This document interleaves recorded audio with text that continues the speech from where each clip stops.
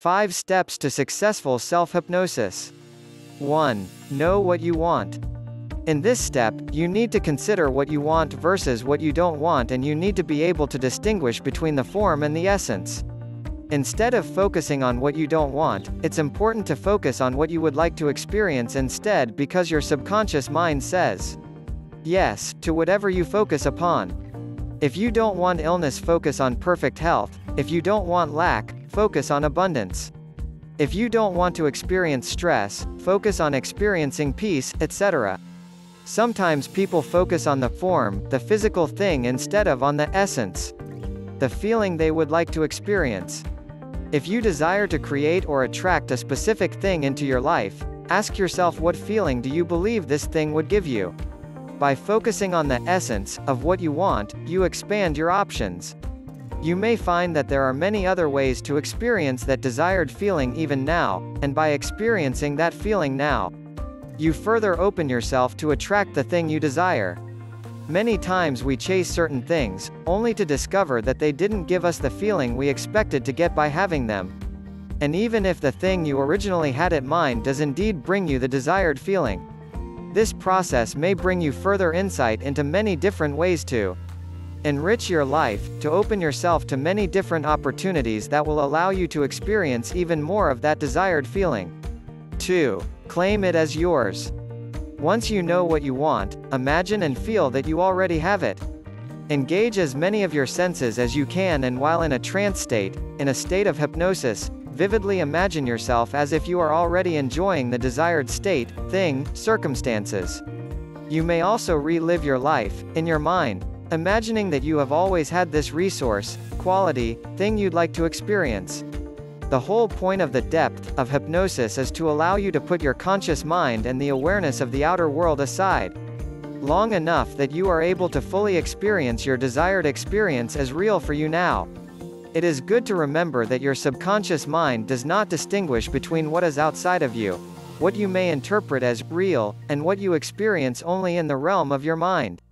The subconscious mind concludes that something is real if it feels real to you. Now. 3. Clear the obstacles. Successful self-hypnosis is very much like planting seeds. You decide what you would like to grow, you plant the seeds by imagining and feeling that you already have the desired outcome. You don't have to concern yourself with how is the plant going to grow, it is endowed with intelligence to fulfill its purpose.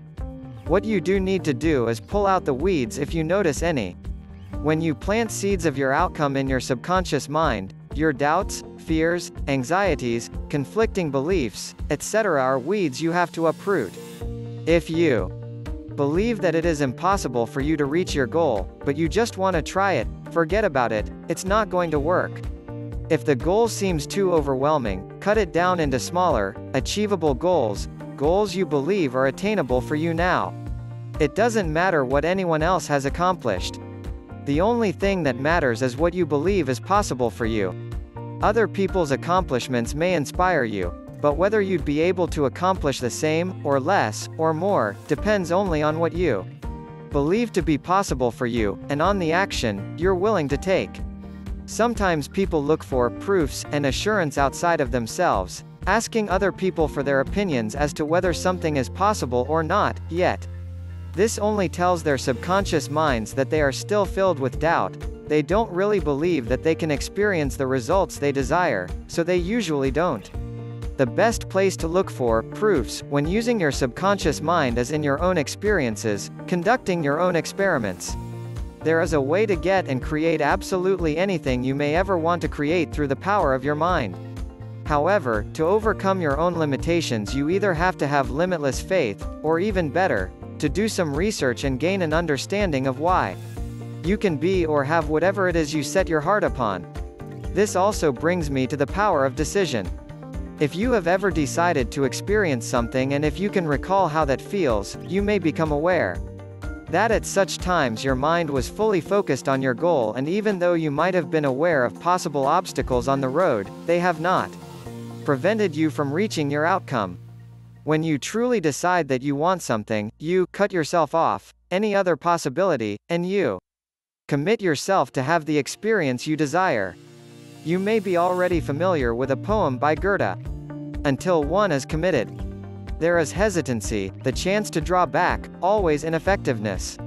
Concerning all acts of initiative there is one elementary truth, the ignorance of which kills countless ideas and endless plans.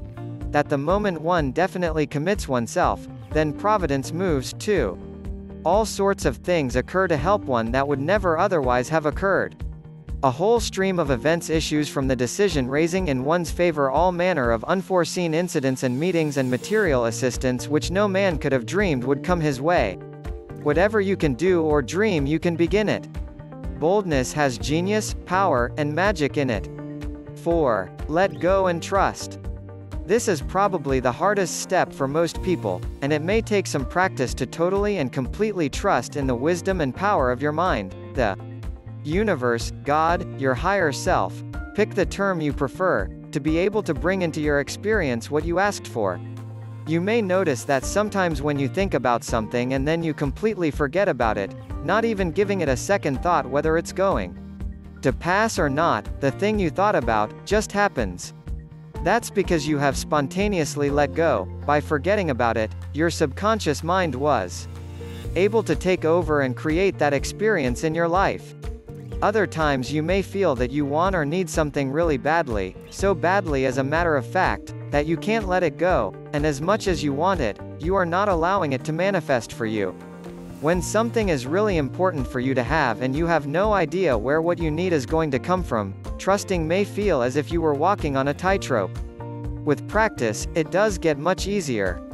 Practicing gratitude. Expressing gratitude for what you need and/or desire as if you have already received it will help you to get your mind off the worry, and keep it focused on your goal.